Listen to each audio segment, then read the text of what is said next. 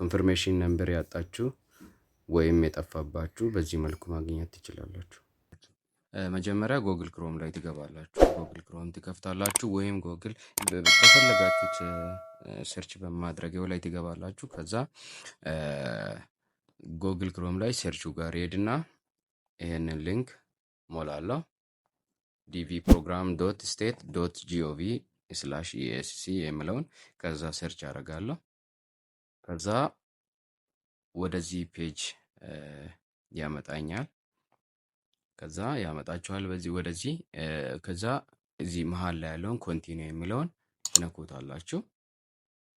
ከዛ ወደዚህ ነው የሚያመጣችሁ። ኖርማሊ የምትሞሉት ከሆነ እዚህ ኮንፈርሜሽን ነምበር ትሞላላችሁ፣ የአባት የትውልድ ቀናችሁን ትሞላላችሁ። ነገር ግን ኮንፈርሜሽን ነምበር ስለሆነ የጠፋባችሁ ኮንፈርሜሽን ነምበር ከመሙያው በታች በኩል ያለውን ፎርጋ ኮንፈርሜሽን ነምበር የሚለውን አንዴ ክሊክ ታደርጋላችሁ። ከዛ በኋላ ወደዚህ ያመጣችኋል።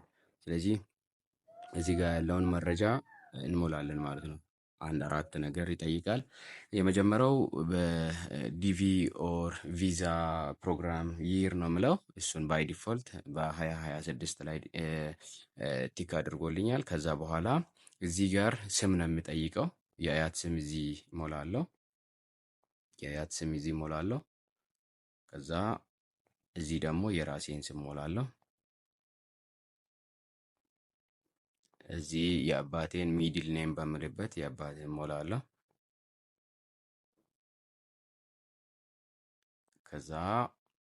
ከዛ ሶስተኛ ላይ ምንድነው የሚጠይቀው?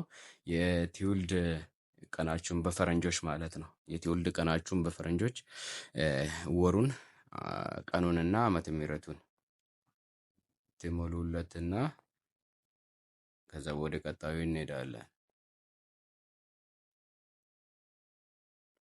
ከዛ አራተኛ ላይ ምንድነው የሚጠይቀው? ኢሜይላችሁን፣ ኢሜይል ያኔ ስትሞሉ የነበረውን ማለት ነው። ከዛ እዚህ ጋር የሚታየውን አውቴንቲኬሽን ኮዱን መሙላት ነው ሳትሳሳቱ። ከተሳሳታችሁም ችግር የለውም።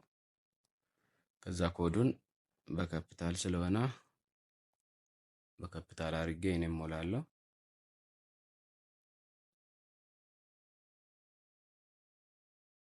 ከዛ ሰሚት ማድረግ ነው። ሰሚት የሚለውን ይሄንን ማለት ነው። በግራ በኩል ያለውን ሰሚት ማድረግ ነው። ከዛ ምን እንደሚመጣ እናያለን። ከዛ በዚህ መልኩ ኮዳችሁን ይልካል ማለት ነው። ኮዱን ይኸው ኮዱ ትክክለኛ ኮድ ነው። ስለዚህ ኮዱን አስገብቶልኛል። በሰጠሁት መረጃ የአያት ስም አስገብቶልኛል። የትውልድ ቀኔን አስገብቶልኛል። ከዛ ምንድነው የቀረው? እዚህ ጋር አውቴንቲኬሽን ኮዱን ልኮልኛል።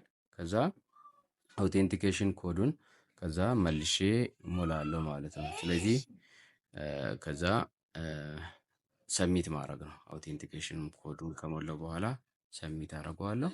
ከዛ ውጤቱን በዚህ መልኩ ማየት ትችላላችሁ ማለት ነው። ስለዚህ